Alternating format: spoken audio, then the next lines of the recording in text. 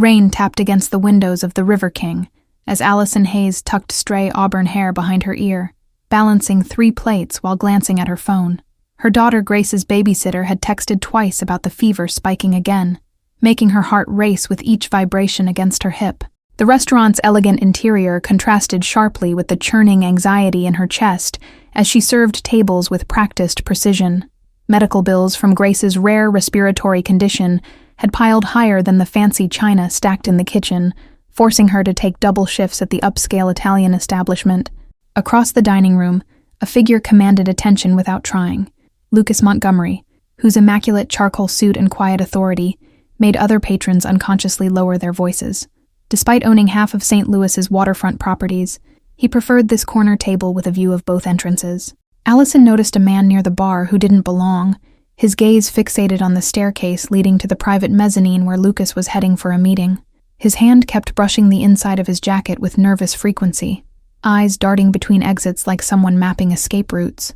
The exclusive second floor buzzed with tension as rival family heads gathered around an antique mahogany table, crystal glasses catching the soft lighting. Lucas stood at the head, discussing territory boundaries with calculated words that carried veiled threats beneath their civil veneer. When Allison climbed the stairs with the coffee service, the strange man rose from his seat below, fingers now visibly wrapped around something metallic inside his jacket. Without hesitation, she stumbled dramatically near Lucas, sending hot coffee cascading down his immaculate suit. His bodyguards moved instantly, hands reaching beneath jackets while Lucas himself turned with cold fury frozen in his steel blue eyes. That fury transformed to confusion when he caught her warning glance toward the staircase, where the stranger now retreated hastily toward the exit. Whispers erupted around them as the powerful man assessed the soaked damage to his $1,000 suit, his expression unreadable. Instead of the expected explosion of anger, Lucas's hand closed firmly around Allison's wrist, pulling her closer with surprising gentleness. "You've ruined Italian wool worth more than you make in a month," he stated quietly, his breath warm against her ear as his security team discreetly pursued the retreating stranger. "Yet something tells me I should be thanking you instead of firing you." Allison's manager appeared, profuse apologies spilling from his lips as he tried desperately to salvage both the situation and her job. The restaurateur went pale when Lucas waved him away dismissively, maintaining his hold on the waitress's wrist with inexplicable interest. "Tell me why you did that," Lucas demanded, his voice dropping to a register only she could hear, intelligent eyes scanning her face for deception. "And don't insult my intelligence with stories about accidents or clumsiness." The vibration of her phone against her hip reminded Allison of Grace's illness, of the absolute necessity of keeping this job despite the scene she'd just caused. With remarkable composure, she leaned forward and whispered, "The man at the bar had a gun aimed at your back." Lucas's expression remained controlled, but something flickered behind his eyes. Surprise, perhaps, or calculation. He released her wrist slowly, fingers trailing across her skin in what felt dangerously close to a caress rather than dismissal. "Go home immediately after your shift," he instructed with quiet authority that brooked no argument. "Don't speak of this to anyone, and expect a visitor later tonight, for your own safety." As Allison descended the stairs on shaky legs, she noticed Lucas's security team returning through the front entrance, their faces grim but satisfied in a way that made her stomach twist with the realization of what had likely happened to the would-be assassin in the alley behind the River King. Allison paced her small apartment living room, the ancient floorboards creaking beneath her feet as she peered through blinds at the rain-slicked street below. Grace had finally fallen asleep, her breathing labored, but stable enough that Allison could momentarily shift her worry to the promised visitor. The knock came at precisely midnight, 3 soft taps that somehow conveyed more menace than a pounding fist ever could. When she opened the door, Lucas Montgomery stood alone in her hallway, his tall frame filling the narrow space as rain dripped from his expensive overcoat. "You recognized a threat that my own security missed," he stated without preamble, stepping inside uninvited and surveying her modest apartment with unreadable eyes. "That makes you either very observant or very involved. Which one is it, Allison Hayes?" Before she could answer, a small, wheezing cough from the bedroom doorway drew both their attention to Grace, standing tiny and fragile in dinosaur pajamas. The child's pale face and labored breathing caused Lucas to freeze, his expression shifting in a way Allison couldn't interpret. "Mommy, my chest hurts again," Grace whispered, clutching a worn, stuffed rabbit as she eyed the stranger with cautious curiosity rather than fear. "Is this your friend from the restaurant you told me stories about?" Lucas knelt to the child's level with surprising gentleness, his entire demeanor transforming as he addressed her directly. "Your mom saved my life tonight, little one. Knocked coffee all over my best suit to stop a very bad man." Allison moved protectively toward her daughter, administering medication from the nebulizer with practiced efficiency, while Lucas watched with unexpected intensity. The expensive medical equipment contrasted sharply with the apartment's worn furniture and secondhand decorations. "Pulmonary arterial hypertension with complications," Allison explained quietly as Grace breathed through her treatment mask, answering Lucas's unasked question. "Rare in children her age, progressive, and very expensive to manage without proper insurance." Understanding dawned in Lucas's eyes as he made connections between her double shifts, the desperate need to keep her job, and her willingness to risk confronting danger rather than losing her income. He straightened, decision visibly forming behind his calculating gaze. "Pack essentials for both of you," he instructed, already typing something into his phone with swift precision. "My rivals now know your face, which makes this address compromised and you both potential leverage against me." Allison stood defiant despite her fear, positioning herself between Grace and the powerful man making demands in her apartment. "We're not going anywhere with someone we barely know, no matter what happened tonight. The man you stopped was from the Donati family. They control the north side and have been trying to eliminate me for months," Lucas explained with clinical detachment, though something softer flickered in his expression when Grace coughed again. "They'll find you by morning." Lucas reached into his jacket, making Allison tense until he produced not a weapon, but a medical file with her daughter's name. "While you finished your shift, I had my people research Grace's condition thoroughly. I know which specialists treat her and which medications she needs." "You're blackmailing me with my daughter's health?" Allison asked incredulously, though part of her already understood his offer went beyond simple manipulation. "That's lower than I expected from someone whose life I just saved. I'm offering protection and the best medical care in the country," Lucas corrected, his voice softening as Grace watched their exchange with wide, intelligent eyes.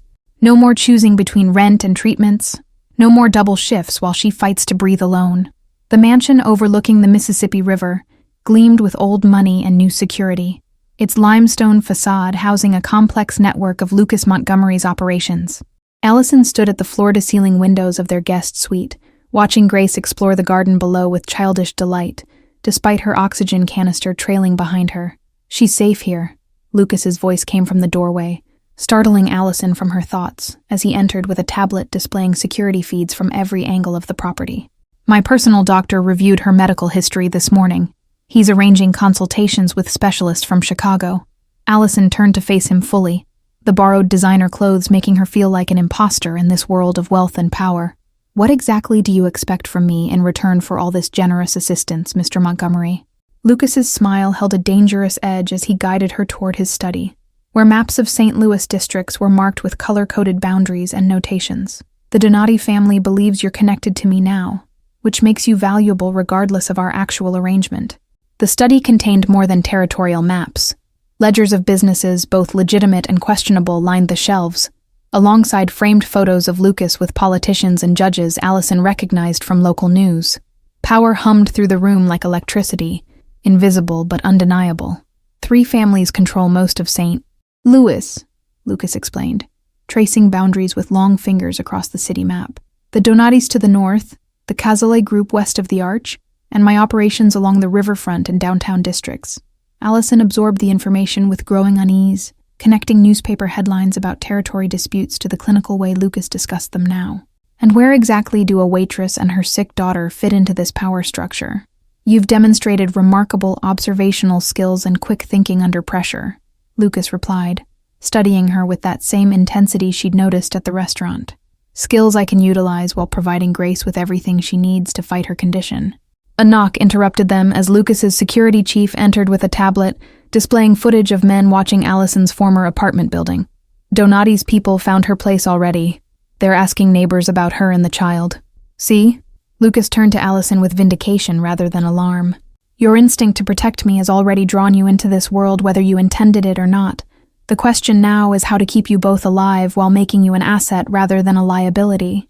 Grace's laughter floated up from the garden below, momentarily distracting them both as they watched the child examining flowers with Lucas's groundskeeper. The simple joy on her face made Allison's chest tighten, with the realization of how rare such carefree moments had become. "I won't become involved in anything illegal," Allison stated firmly, though they both recognized the hollow bravado in her voice given her current circumstances. "I need to protect Grace, not expose her to more danger." Lucas studied her for a moment, before nodding slowly, respect evident in his expression. "Then we begin with legitimate roles.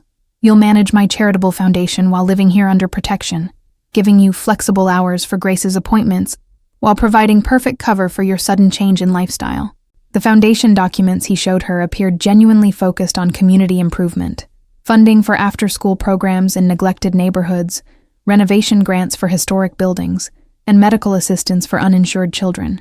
Its legitimacy surprised Allison almost as much as the six-figure salary Lucas casually mentioned would be hers. "Why would you do this?" she asked finally, suspicion warring with desperate hope as she thought of Grace's expensive treatments suddenly becoming accessible. "What do you really gain from helping us?" Lucas's expression shifted to something genuinely thoughtful as he gazed down at Grace in the garden. "Let's just say I recognize something in that little girl that reminds me why certain things are worth protecting, regardless of the cost or complications." 3 weeks into their arrangement, Allison sat in the foundation office reviewing grant applications when her phone rang with Grace's school number. Her daughter's temperature had spiked dramatically during art class, the nurse explained, her oxygen levels dropping dangerously low despite the portable equipment. Lucas appeared in the doorway before she could even grab her purse, car keys already in hand and face set with determination. "My driver's waiting. We'll reach her faster than an ambulance would," he stated, guiding her through the building with a hand at the small of her back. The private hospital wing already had specialists waiting when they arrived with Grace, whose lips had taken on a frightening bluish tint as she struggled for each breath. Allison watched helplessly as doctors swarmed around her daughter, medical terminology flying over her head as equipment beeped with urgent warnings. "Dr. Novak will be handling her case personally," Lucas informed her, indicating an internationally renowned pulmonary specialist who had seemingly materialized from nowhere. He was already consulting on similar cases in Chicago. "My helicopter brought him here within the hour." The waiting room became their temporary home, with Lucas canceling meetings without explanation, while his security team maintained a discreet perimeter around the hospital floor. He remained beside Allison throughout the night, silent support that confused her as much as it comforted her. "Why are you really doing all this?" Allison finally asked as dawn broke through the windows, exhaustion stripping away her usual caution. No one commits resources like this without expecting something significant in return. Lucas's expression softened in a way she'd only seen when he looked at Grace, revealing something unexpectedly vulnerable beneath his carefully controlled exterior. "My younger brother had cystic fibrosis. I watched him struggle for every breath until he died at 14, despite all our family's money and connections." The revelation stunned Allison into silence, this glimpse of personal history explaining his immediate response to Grace's condition, with more clarity than any business arrangement could. She hesitantly placed her hand over his, the first contact she'd initiated between them.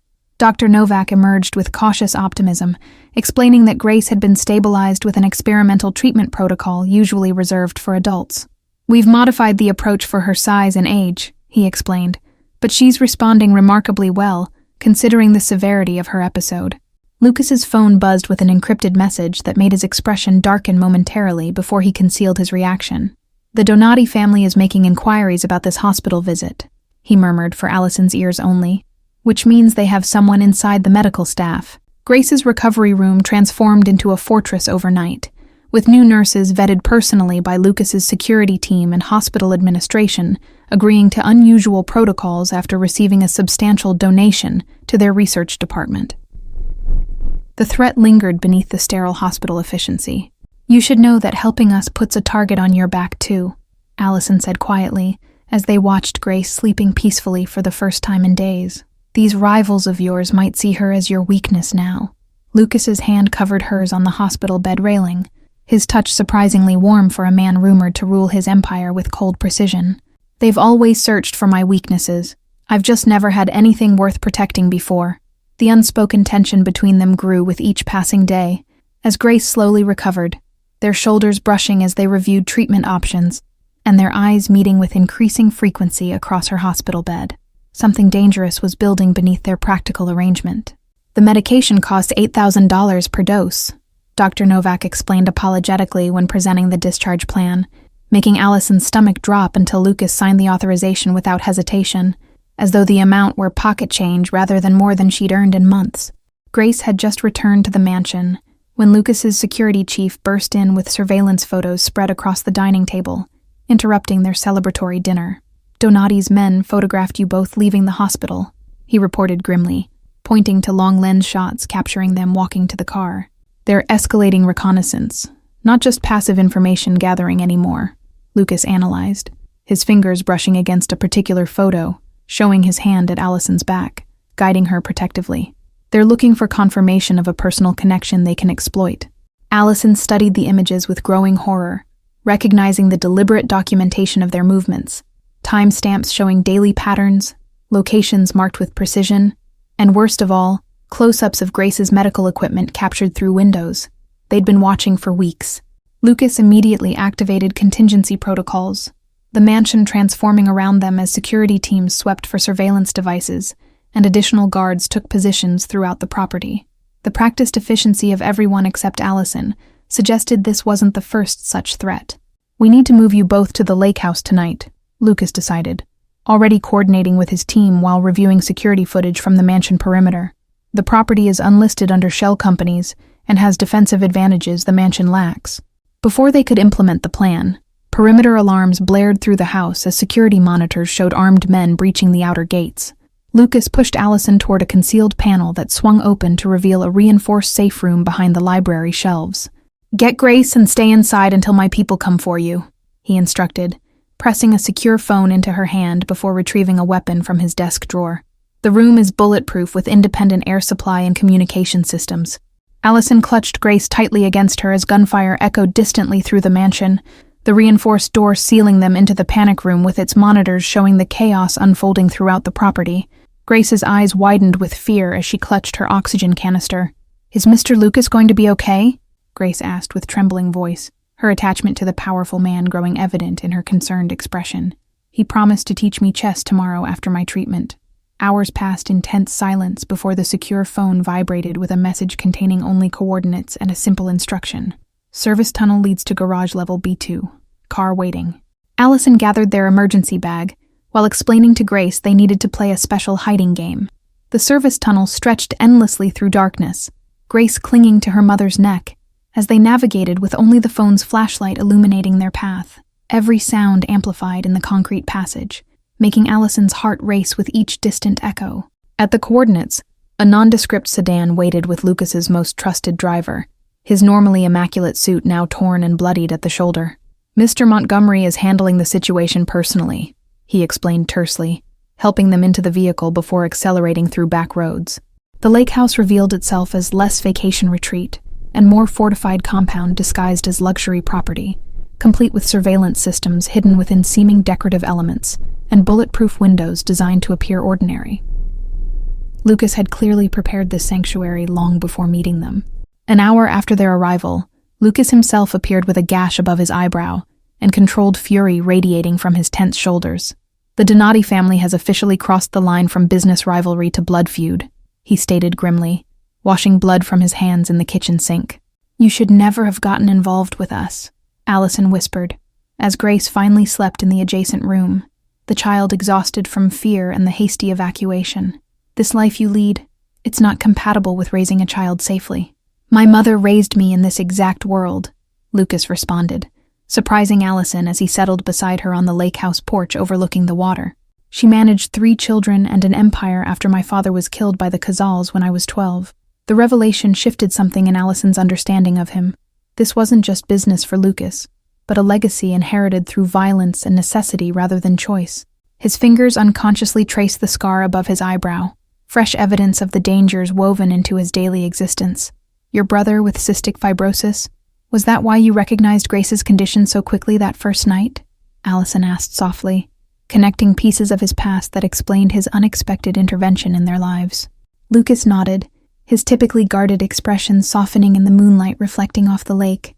"Andrew fought harder than anyone I've known, gasping for air while still demanding to live normally. Grace has that same stubborn light in her eyes." Morning brought unexpected domestic tranquility as Lucas taught Grace to play chess as promised, his patient explanations and genuine delight in her quick understanding transforming him from intimidating crime boss to something dangerously close to paternal. Allison watched them from the kitchen, conflicting emotions battling within her chest.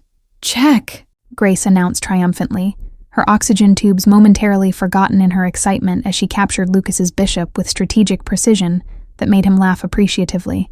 "Mom, did you see what I did?" The peaceful moment shattered when Lucas's security chief arrived with new intelligence. The Donati family had captured and interrogated one of their own men, extracting information about the lakehouse location before Lucas's team eliminated the threat. They had perhaps 12 hours before another attack. "We need to relocate immediately," Lucas began, only to be interrupted by Grace's sudden coughing fit. Her small body racked with spasms that sent them all rushing to her side with medication and the portable oxygen concentrator. The stress had triggered another episode. Dr. Novak arrived via helicopter within the hour, his grave expression after examining Grace confirming Allison's worst fears. Moving her again so soon would pose significant health risks, potentially triggering a more severe respiratory crisis than the one they'd just stabilized. "We're trapped here," Lucas concluded after the doctor departed, his tactical mind already calculating defensive positions and evacuation routes, while Grace rested. "The medication needs 12 hours to fully stabilize her system before we can safely transport her." Allison found herself standing closer to Lucas than necessary as they reviewed security protocols, their shoulders touching as they leaned over property maps. The proximity sent unexpected warmth through her that had nothing to do with practical concerns and everything to do with the man himself. "When this started, I thought you were a monster," Allison admitted quietly, while Grace napped in the next room, their private conversation shielded from the security team patrolling outside. "I've never been more wrong about someone." Lucas's hand found hers in the dimming afternoon light, his calloused fingers intertwining with her own, in silent acknowledgement of something neither was ready to name aloud. "In my world, appearing monstrous keeps actual monsters at bay. It's been a lifetime since I've let anyone see behind that facade." Their first kiss happened without discussion or planning, a collision of relief and fear, and something deeper, as security reports confirmed another 12 hours before the Donati family could mobilize sufficient forces for a lakehouse assault. Lucas's hands cradled her face with surprising gentleness, his usual controlled demeanor softening as she responded with equal intensity. "This complicates everything," he murmured against her temple afterward, their foreheads pressed together while tactical plans waited on nearby tablets. "But I've never wanted uncomplicated, only worthwhile." Dawn brought the heavy silence that precedes decisive action, with Lucas's security team positioned throughout the property and evacuation protocols finalized for Grace's safe transport. The medication had stabilized her breathing overnight, allowing for careful movement to a more secure location within hours. Allison packed essential medications while mentally mapping emergency routes they'd established, her newfound tactical awareness a stark contrast to the waitress who'd once spilled coffee deliberately. The foundation work had provided perfect cover for her transformation from service worker to Lucas's confidant. "The helicopter arrives in 30 minutes, Lucas informed her, checking his weapon with practiced efficiency before securing it in his shoulder holster. "My contacts at the airfield have cleared a private flight to the Colorado property once we're airborne." Grace emerged from her room dressed in travel clothes, her backpack containing the treasured chess set Lucas had given her alongside her medical supplies. Her improved color and steady breathing confirmed Dr. Novak's treatment had worked effectively, despite the stressful circumstances. "I've arranged for your mother's sister in Seattle to receive you temporarily," Lucas told Allison, surprising her with information she'd never shared with him. "Patricia Carter, elementary school teacher, lives alone in a security building near the hospital specializing in pediatric pulmonary cases." Confusion flickered across Allison's face as she processed his words. The detailed knowledge of her estranged sister, unsettling for someone who'd never mentioned Patricia's existence. "How did you know about her when I haven't spoken to her in years?" Lucas avoided her gaze, checking security feeds with unusual intensity that triggered warning bells in Allison's newly developed instincts. "Standard background checks on everyone connected to you. Precautionary measures only, given the circumstances." Before she could question him further, Lucas's phone chimed with an encrypted message that drained the color from his face. "Change of plans," he announced to his security team, voice tight with controlled urgency. "Activate Protocol Blackwater immediately." The lakehouse erupted into coordinated activity as team members secured exits and communication channels while Lucas guided Allison and Grace toward a concealed panic room behind the master bedroom's fireplace. His hand trembled slightly against the small of Allison's back. "Someone inside my organization has been feeding information to the Donati family for months," Lucas explained once they were sealed inside, his voice low and urgent as he activated additional security measures. "The Colorado property is compromised. They've known our contingency plans all along." Grace clutched her mother's hand as Lucas revealed surveillance photos on a secure tablet, showing one of his most trusted lieutenants meeting with Donati's security chief at a remote location. The betrayal cut deeper than professional disappointment. It was personal violation of Lucas's carefully constructed world. "How can you be sure the informant doesn't know about this panic room or your sister in Seattle?" Allison questioned, protective instincts flaring as she pulled Grace closer to her side. "What if this is another trap?" Lucas's expression darkened as he accessed a hidden compartment containing passports and documentation she'd never seen before. "Because these contingencies were established before I met you. They exist outside my organization's knowledge base entirely." The secure phone beeped with thermal imaging showing multiple vehicles approaching through the woods surrounding the property, moving with the coordinated precision of experienced tactical teams. Lucas's security forces outside were outnumbered at least 3-1. "They want me to think I'm transferring you both to safety while they stage an ambush at the landing site," Lucas concluded grimly, studying approach vectors and timing his response. "But they've miscalculated by revealing their informant too early." The gateway arch gleamed against the night sky as Lucas Montgomery stood alone at its base, apparently unarmed and vulnerable as he'd promised in his message to the Donati leadership. His solitary figure created a striking silhouette against the illuminated monument stretching above him. Hidden within a maintenance vehicle with Lucas's most trusted security members, Allison watched through surveillance cameras as Donati himself emerged from a black SUV flanked by bodyguards. After 3 generations of territory disputes, the patriarchs of rival families faced each other directly. "Bold move coming alone, Montgomery," Donati called across the deserted plaza, his accent thickening with barely contained anger.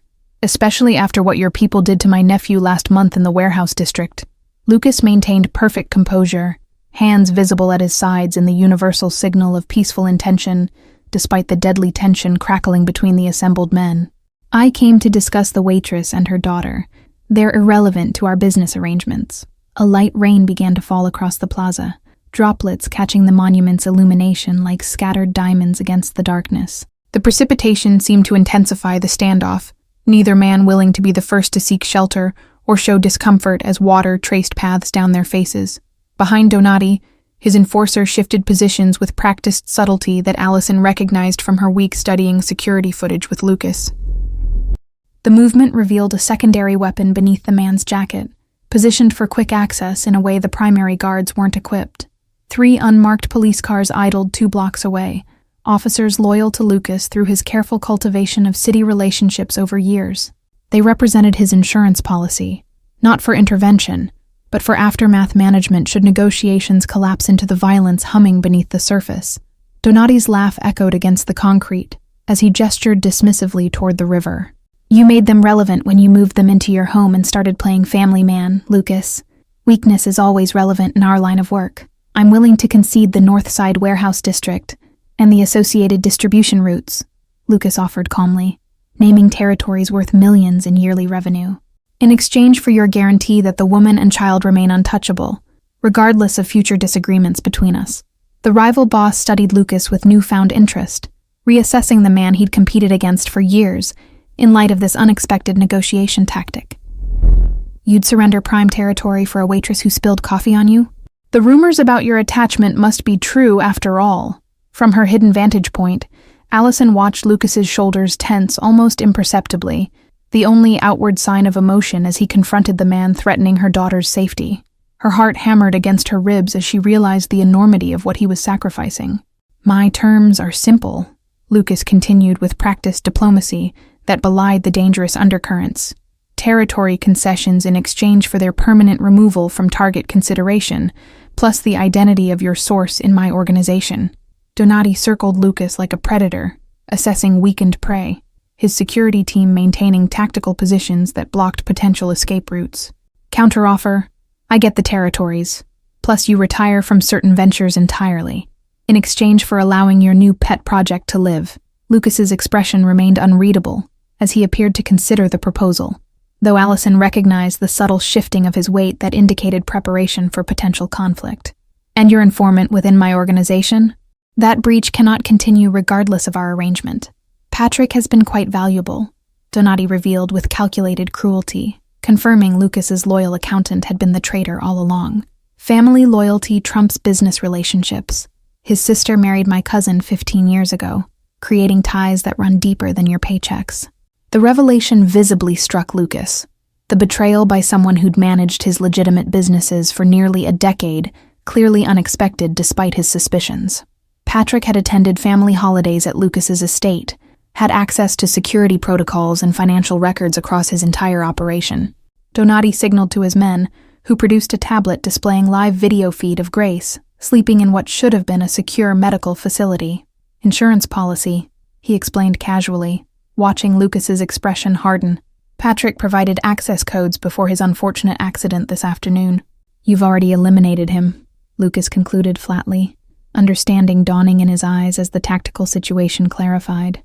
Which means this meeting isn't about negotiation at all. It's about witnessing my reaction to your leverage before you move to eliminate me too. As if summoned by his words, laser sights appeared on Lucas's chest from multiple positions. The ambush revealed as Donati stepped back toward his vehicle. Business is business, Lucas, and you're bad for business when you're distracted by playing house with your waitress. Before the snipers could fire, Allison launched the contingency plan they'd developed during the frantic journey from the lakehouse. She initiated a sequence on her secure tablet that plunged the entire plaza into darkness, cutting power to the strategic lighting around the arch. 6 months later, Allison stood at the window of their Puget Sound property, watching Lucas and Grace construct an elaborate sand castle at the water's edge. The Washington coast offered both the specialized medical care Grace needed and sufficient distance from St. Louis to ensure their safety. The aftermath of the arch confrontation had transformed both families' operations permanently. Donati himself hadn't survived the ambush he'd planned, while Lucas had emerged with new perspective on the empire he'd inherited and expanded. The territorial concessions he genuinely offered became irrelevant after that night. Dr. Lansing called with Grace's latest test results, Allison informed Lucas as he returned from the beach, sand clinging to his rolled-up pant legs in a casual display unimaginable months earlier. The experimental treatment protocol is showing significant improvement in her lung function. Lucas wrapped his arms around her waist from behind, both of them watching Grace chase seagulls with energy that would have been impossible before the specialized care. The research foundation we established is funding similar treatment for 16 other children with rare respiratory conditions now. The Montgomery Family Medical Foundation had become Lucas's primary focus, transforming drug distribution networks into pharmaceutical research partnerships and repurposing laundered money channels into legitimate funding for specialists like Dr. Novak to expand their work with pediatric patients. The Seattle Times is running another feature on your corporate transformation, Allison noted, gesturing toward the newspaper headline praising the mysterious businessman's shift from suspected criminal enterprises to philanthropic endeavors. Your PR team must be working overtime.